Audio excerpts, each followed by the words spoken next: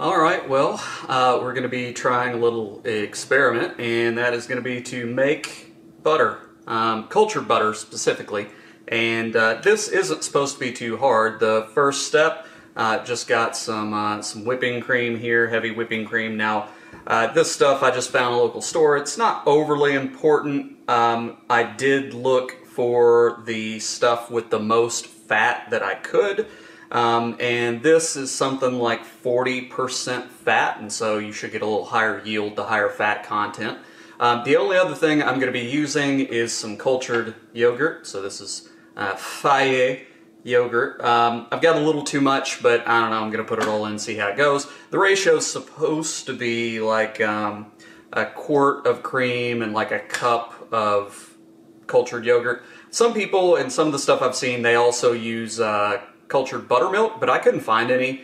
Locally, all I could find was pasteurized stuff, so I don't know, maybe it still would have worked, but I don't want to risk it, so I'm just using the yogurt because I've seen plenty of recipes that just use yogurt.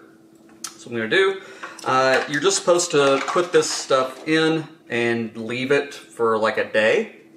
Like I said, it usually calls for like a half a cup or 4 ounces of yogurt to a quart of cream, but I'm going to go ahead and use, this is a 5.3 ounce container. Can't make that much of a difference. If anything, make it a little bit more cultured. Alright, yogurt's in there. Now let's see for the cream. One downside here in the United States is that most of the heavy whipping cream actually isn't just pure cream. If you read the label on most of these, let's see if I can find it. So there we go. You'll see that the ingredients are cream and carrageenan, or carrageenan, I'm not really sure how to say it. Carrageenan. That's kind of a little bit of a thickener, or makes it a little bit more creamy and consistent, stuff like that, and that's very common. I wish it wasn't in there, but it shouldn't make a huge impact, and again, if you look around, it's really, really hard to find cream that does not have that in there. So here's 1 quart, and before I add the second, I'm going to whisk this together just to get that yogurt kind of incorporated well. Don't want to go too far, don't want to start making whipped cream just yet.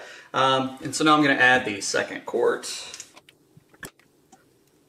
Alright, so again, just kind of whisk it lightly. I don't want to get air into it. I'm just trying to make sure that the yogurt and the cultures that are in the yogurt, more importantly, are kind of consistent throughout the mixture.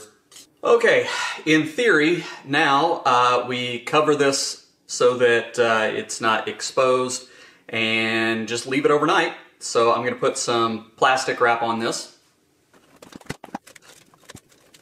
Right, so plastic wrap, and again, the theory is that the active cultures are going to ferment. This will kind of develop a culture throughout the entire base of cream overnight, and then we'll be able to use that to make a cultured butter similar to a European style butter. So gotta wait 24 hours and see how this is. So we'll come back tomorrow and pick it up from there. Alright, so it's the next day. It's been a little over 24 hours. There's a little bit of gas pressure in there, and if I move this thing, you'll see that cream's thickened up quite a bit. So it's supposed to taste a little tangy, a bit like sour cream at this stage. So let's see how thickened it is. Let me smell it.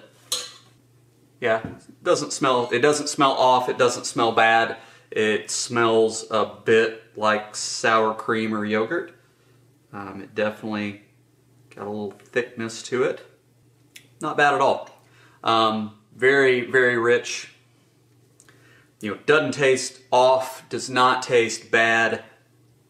Very light, very creamy, a little bit of, like I said, sour cream going on. So what I'm going to do, I want to do this cold. The next step, we're going to have to churn this basically into butter, and the process is essentially just like making whipped cream. You start whipping the cream, eventually it turns to kind of a whipped cream, And as you're churning this stuff, all the fat molecules start to stick together.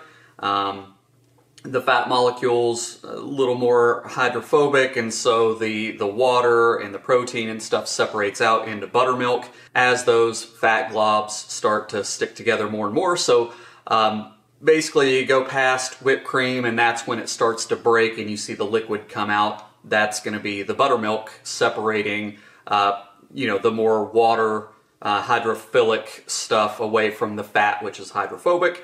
And then we're going to have to start working it together and making sure that you get all of that buttermilk out of it, because that's what will make your butter go rancid. And so that takes a bit. You have to wash the butter out in some cold water, ice water. And so I'm going to chill this. I'm going to put this in the deep freeze for a bit because there's such a high volume of this in order to cool it off a little quicker. And I do want it to be kind of cold before I start to whip it. That'll make my job a little bit easier. That way the butter doesn't melt. I don't want it to be oily whenever I'm working with it, because I'm going to have to work this with my hands. All that to say, next stage, I'm going to seal this back up and I'm going to go chill it. Alright, got the stand mixer up. Slowly we're going to churn this up. I'm just checking to see, yeah, we're at like a light, soft whipped cream stage right now. And I gotta keep going to get all the way through whipped cream, right? We gotta take it past whipped cream all the way to where it starts to break.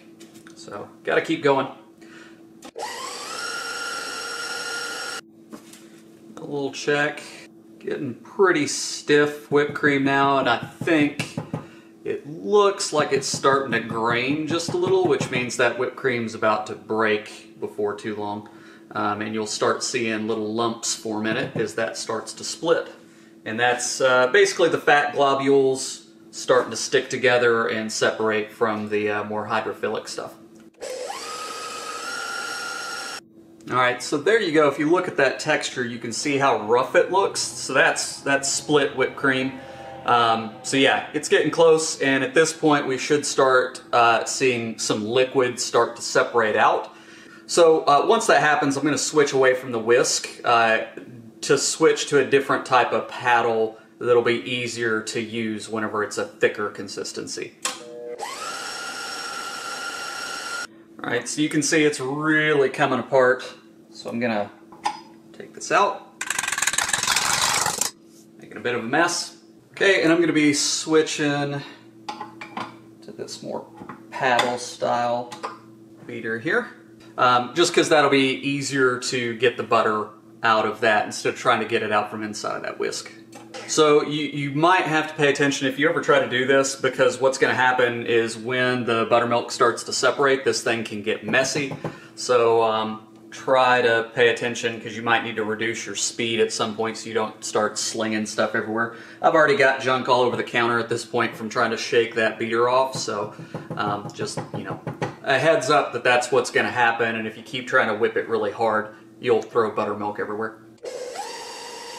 So let me stop, because you can really see that buttermilk in there now, and that's what I was talking about. There's, you know, like I said, I started with like 40% fat cream, and well, that means the rest of it isn't going to be fat. It's not going to end up as butter, and so that's what comes out in that buttermilk. I'm going to keep going to try to get this kind of really lumped together so I don't have to work it by hand as much, but I'm using the lowest setting at this point on this mixer. And I'm going to have to stop, because even at that lowest setting, it's sloshing. So let me do a tad bit of cleanup, and then I'll show you the next step, which is where we're going to start forming this butter up. So I show you, this is why using this big paddle is a little easier at this point than using the whisk attachment. It's just because you got to get this butter off, and trying to get it out from inside of that little bird cage, pretty tough. So at this point, just I'd make a quick comment on the flavor of this stuff. It's good. It is definitely starting to get to a butter consistency. But the flavor's not strong, but it's got a bit of a sour cream flavor. It's very good. All right, so the next stage, I've got a pretty cold cutting board that I kept in the fridge. I've got a big bowl of very cold water here, and now we've got to work this up into a lump of butter, and we've got to try to get as much of the buttermilk out as possible. So I'm going to reach in here and start squeezing it by hand.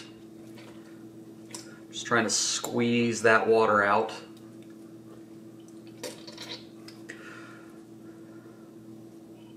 Kind of messy. All right, I think I got about as much as I can that's worth getting. And so at this point, I got to try to wash this and get the rest of this buttermilk out. And so kind of working it can help get that buttermilk out of there. And then this ice water is to wash this stuff. And this will also help to firm it up because it does get kind of warm sitting on the counter. So let me clean this board just a touch.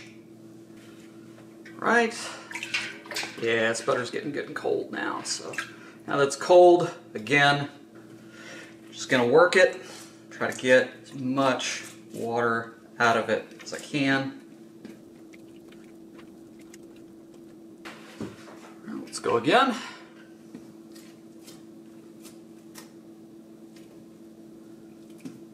Not getting as much now.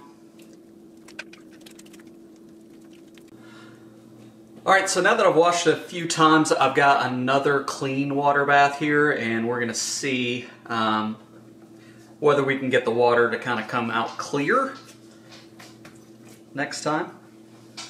We're really not getting a lot of water out at this point. Okay, so at this point, if I start getting pretty clear water out of this, that means that I've got most of the buttermilk out. And that's what I'm looking for. So let's see what it looks like. Yep, basically almost nothing. So I think this is going to be pretty good. So I'm going to finish this up and then I'll lump it all together. Okay, so it's time to see what kind of yield we got. This is 747 grams, so let's say 750 grams. Let's see if I can find a clean place that I can change my units. 26.3 ounces, so you know, not too bad. Pretty decent yield. I'll have to think about what math that kind of works out to, because we put 2 quarts, which is what, 64 ounces plus another 10 ounces of yogurt, so you're looking at 74. So this is roughly 1/3. And given that we had 40% fat, you know, yeah, probably lost some, wasn't a totally efficient process, but that's not too bad to me. And that's doing math in my head. I will double check and see if I did my math right. So from here, I'm going to do a little side-by-side taste test. I've got some Kerrygold butter. It's European style too, and I'm going to see, you know, in my mind, whether or not this is better.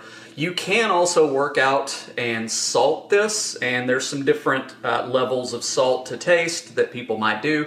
I typically don't do much salted butter. I tend to, whenever I bake or something like that, I use unsalted butter and I just add salt. But you can also do that, and I think people mix, I want to say something like 1 to 3% salt levels by mass. So anyway, so I'm going to get cleaned up. I'm going to try to form this up into maybe a block or something, and then I'll come back and we'll do a little taste test. Alright, so let's do a little butter battle. Here on your right, my left, we've got Kerrygold. Now this is just standard, pure Irish butter, unsalted. And then on my right or your left, I've got the butter that I made. And so first off, just take a little bit of the old Kerrygold. Pretty good, very straightforward. Now let's try a little bit of this. Yeah. So to me, the difference is pretty subtle. The butter that I made has a bit more of a tang to it. Now, whenever I say that, understand it is not a big flavor, okay? I would imagine that this is a butter that any flavor difference would be lost in probably a heavily seasoned food. Because again, there is a difference. To me, the cultured butter that I made, it's got a little bit of kind of like what a sour cream has, or a bit of a cream cheesiness to it. It is very, very subtle. I would not call it a huge difference to my palate, but it is there. And again, I'm going to go back and forth because I want to try to see if anything develops. But yeah, it's definitely got a little something to it. I would almost say that the Kerrygold has a bit more of a grassy flavor to it. Again, these are very, very subtle distinctions that I'm making.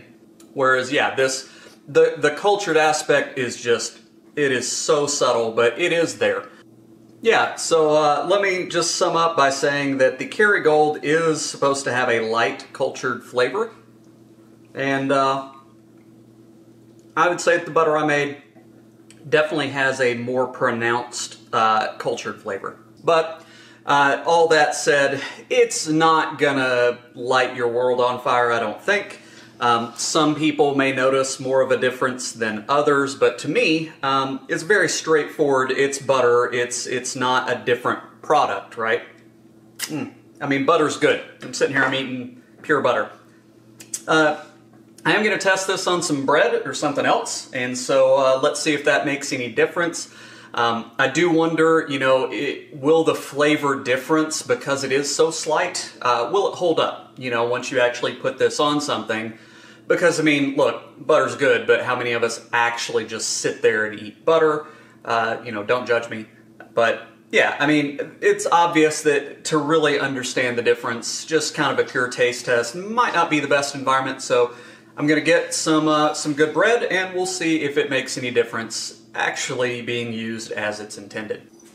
Alright, so I've got a little ciabatta bread, and we're going to do a little taste test. First off, you can see by the color, the Kerrygold here, that'll be on your right, and here is the butter that I made on the left over here, your screen. Kerrygold is quite a bit more yellow, and I've heard that it's because, you know, grass-fed cows, they get more beta-carotene, and it darkens the butter, it makes it a little bit more yellow. This is, again, fresh and, you know, from cream here from the United States, so it's a little paler. So let's see if we take some of this.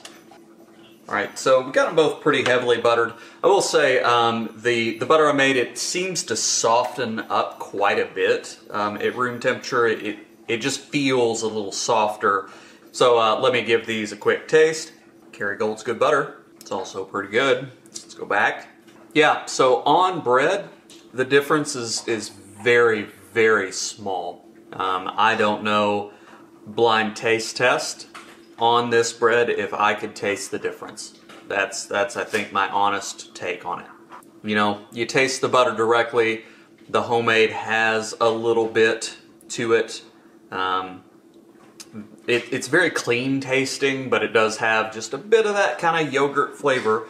The Kerrygold may actually have just a, I don't know, like I said, there's something, maybe the grassiness to it, which is not, I'm not saying that in a bad way, but there's just something to it. Take one last try here.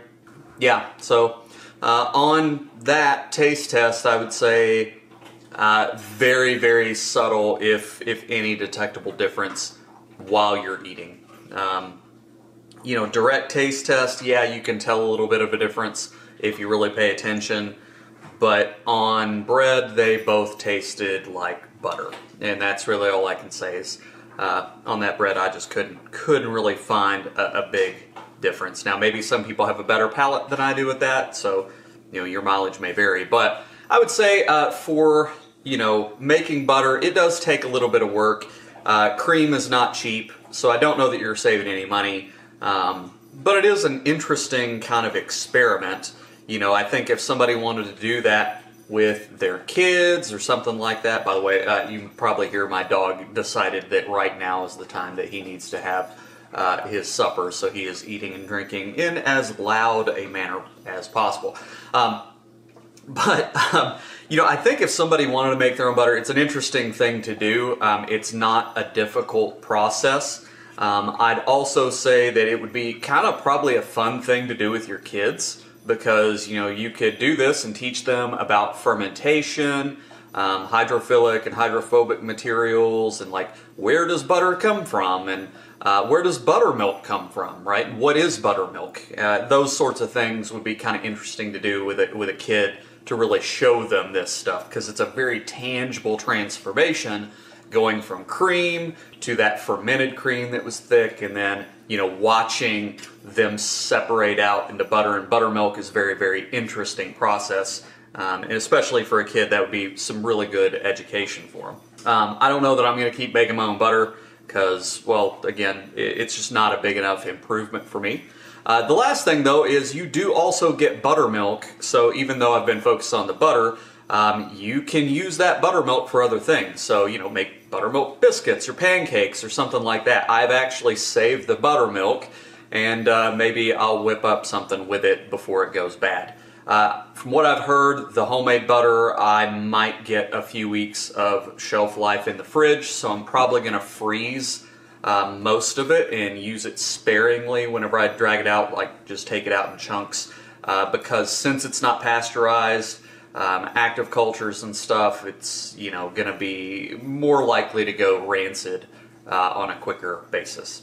Well, after saying that, I could not do it, so I went ahead and mixed up a little batch of biscuits. Now these are a little smaller than I would have preferred. I didn't get them quite as thick as I liked, but we'll see how they turned out. So we got a bit of this salted butter here. Also important, a little bit of homemade jam. This is blackberry jam that my sister made. It is my favorite. Pretty good stuff. Alright, so let's give her a shot. Well, let me tell you, it did just fine. So yeah, you get buttermilk out of this too. You make buttermilk biscuits. Everybody's going to be happy. So with that, I think I am concluding this experiment and saying, yep, you know, you can definitely make your own butter. It's pretty good. It comes out really well. It's fairly easy. I don't know that it's worth it on a taste basis for the price and the effort level, but it's fun. So that's all I got for you today. As always, if you got any feedback, feel free to leave a comment down below. Thanks.